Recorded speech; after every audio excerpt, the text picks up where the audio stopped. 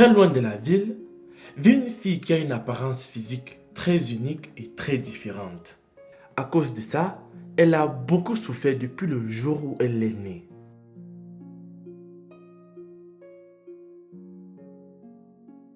D'ailleurs, elle-même nous en dit plus sur l'histoire de sa vie à partir du jour où elle a fait son entrée sur cette planète. Les amis, allons à la rencontre de notre nouvelle amie Alice.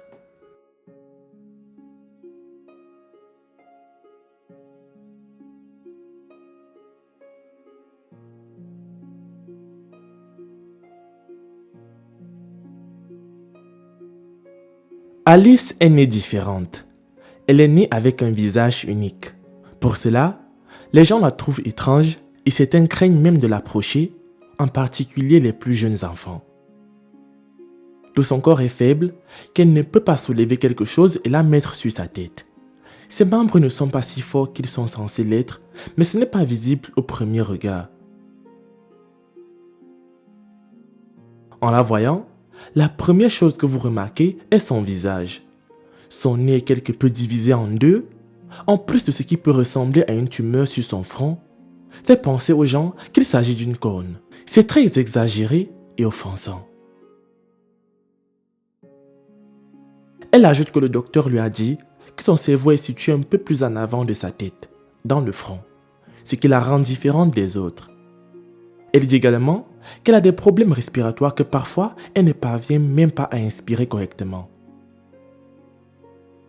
Après s'être retrouvée ainsi, ce n'était pas grave pour elle, mais la réaction de la société lui a fait un grand choc qu'elle s'est demandé si elle se connaissait vraiment elle-même. Les gens la trouvent étrange et ont commencé à la troller et à l'intimider en raison de son apparence. Ils disent beaucoup de choses qui ne rendent pas Alice heureuse.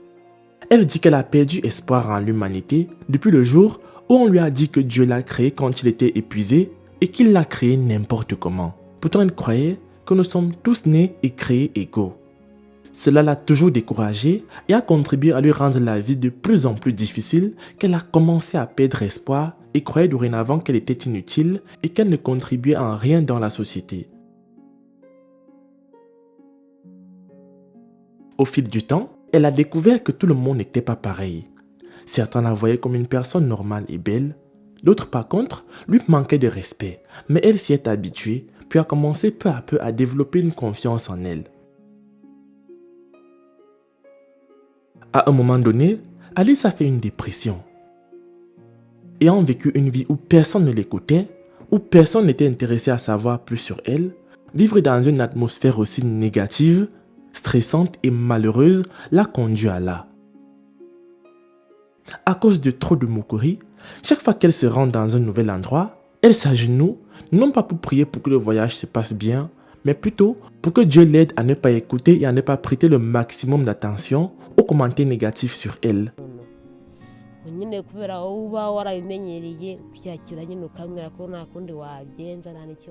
Elle dit que ses parents ont également été choqués le jour de sa naissance, car ils s'attendaient à un bébé normal, beau et bien portant.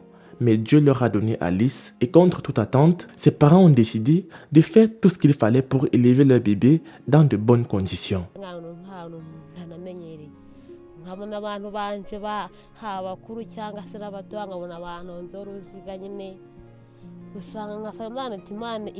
Alice dit qu'il est presque impossible pour elle de trouver un amant dans ce village à cause de son apparence. Elle dit que tous les hommes et les garçons ont peur de l'approcher. En d'autres termes, ses chances de trouver un amour et même de se marier n'existent pas. Martin est le voisin d'Alice. Elle le voit depuis des lustres, mais celui-ci ne lui a jamais dit bonjour une seule fois. Alice dit qu'elle a du béguin pour lui, mais rajoute que c'est très dur. Elle n'est même pas sûre qu'ils s'assieront ensemble et auront une conversation un jour, mais elle rêve que cela pourrait devenir réalité. La vérité est qu'il est impossible d'avoir un crush qui vous aime en retour lorsque celui-ci ne veut même pas savoir si vous existez. Elle dit qu'il y a 0% de chance que Martin l'aime en retour et ce que nous lui avons dit, c'est que le moyen le plus simple de le savoir est de l'avouer. Elle doit prendre son courage et la confiance pour exprimer ses sentiments, mais elle ne doit pas oublier qu'elle peut être rejetée à tout moment. D'ailleurs, nous lui souhaitons le meilleur car elle a décidé de l'approcher dans quelques jours.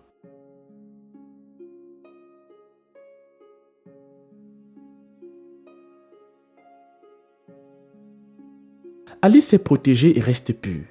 Ici, ça veut dire être vierge. Elle s'est promise de rester pure jusqu'au jour où elle nous invitera tous à son mariage. Elle est allée à l'école, mais dit qu'elle n'était pas intelligente en classe. Elle aimait apprendre des choses nouvelles chaque jour, mais elle était si malheureuse qu'elle n'ait jamais terminé ses études car elle a abandonné lorsqu'elle était au cours moyen 1. Et les raisons de son abandon est qu'elle a perdu son père. Dans ce cas, il n'y avait plus personne pour payer ses frais de scolarité, alors elle n'avait pas d'autre choix. Elle sait que la vie sans éducation dans ce monde est de plus en plus difficile. Alors, elle aimerait acquérir quelques compétences pour l'aider à survivre dans un avenir proche, comme la couture et d'autres compétences plus utiles. Mais il n'y a personne pour payer ses frais de scolarité afin qu'elle puisse apprendre quelque chose pour l'aider dans l'avenir. Marie-Claire est la mère d'Alice. Elle dit qu'Alice est sa première-née. Il lui a fallu beaucoup de temps pour qu'elle passe rapidement à autre chose après avoir donné naissance à un tel enfant. Tout ça à cause de la pression des voisins, des membres de sa famille et des proches. Les gens criaient toujours pour lui dire des choses méchantes.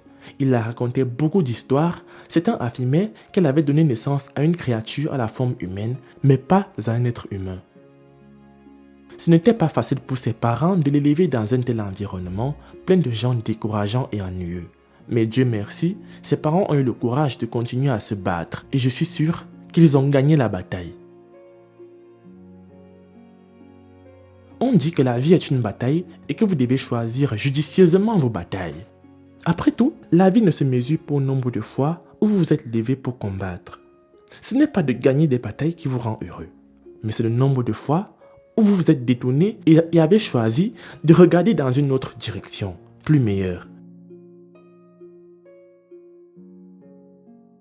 Comme nous le savons tous, la vie regorge de beaucoup de défis et c'est ce qui la rend intéressante. Elle ne vient pas avec un manuel d'utilisation.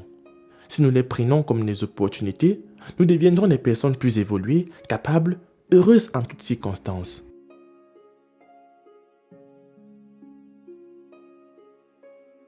Dans cette vie, les tests viennent en premier et les leçons plus tard.